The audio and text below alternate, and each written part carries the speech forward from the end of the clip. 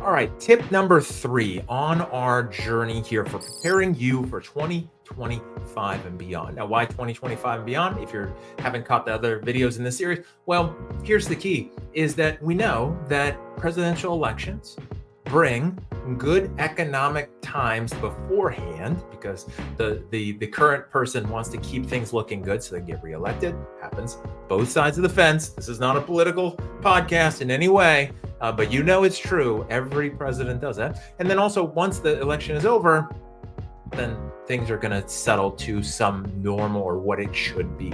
So as we prepare for 2025 and beyond, because again, these are good practices you should do all the time, but people don't do it unless they have to, right? Just like spring cleaning or just like cleaning your house before you move, right? It's like, hey, wow, I guess now we should go through all our stuff and get rid of a lot of crap. It's like, well, you probably should have done that before.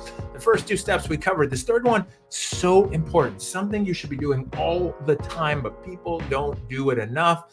And that is to follow the advice in the book, Good to Great by Jim Collins. Amazing book, so many things. Biggest takeaway that most people reference and know, which is the one that I love, is that you've got to do 2 things. The first one is you've got to make sure that you have the right people on the bus and the wrong people off the bus. Now, what does that mean? Well, you've got to make sure you've got the right people on the team with your company moving forward so that you can get to the destination that you're going. In life, they say it's not the destination, it's the journey. Well, it's kind of true, except for a business where the destination is revenue and profit and growth and sustainability. You kind of need to get to that destination. So don't mess around with just like enjoying the journey.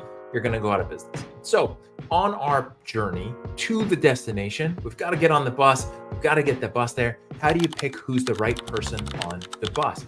A lot of companies say, well, I wanted this many years of experience and they need to have sold this or they need to have done this and they have to know everything about our industry. Like, no, that's wrong, right? Some parts of that are important for some industries where you've got to have that, but that's not the first factor. That's not what you want to start with. I promise. Here's what you want to start with.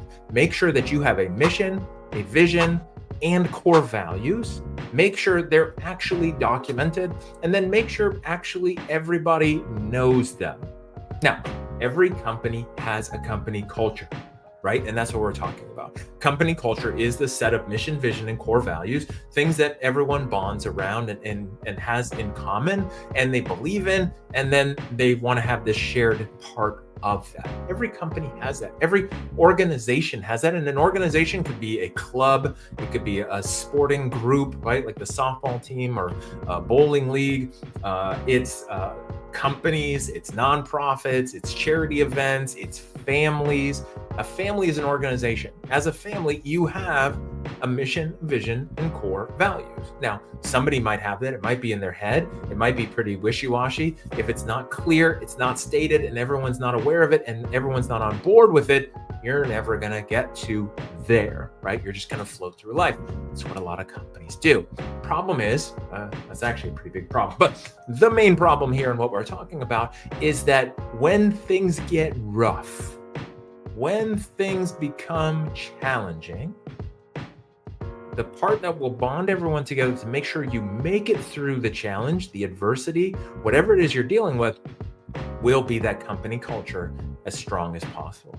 That is what I saw make or break a lot of companies during the pandemic, which there was companies that were very strong culturally, right? Mission, vision, core values. Everyone knew what they were a part of, where they were going, why they were there, what was important to the company, what was valued and what was not valued, what was a must-have and what was a deal breaker. And those companies made it through, right? They walked through fire and they got to the other side, either unscathed or actually better off, right? Because they could come together. Then the companies who did not have that, did not have strong mission, vision, and core values, completely fell apart, right? And they really struggled and suffered. So why am I saying this when we're talking about Good to Great and Jim Collins? Well, to make sure that you have the right people on the bus and invite the wrong people off the bus is you have to align that with your core values.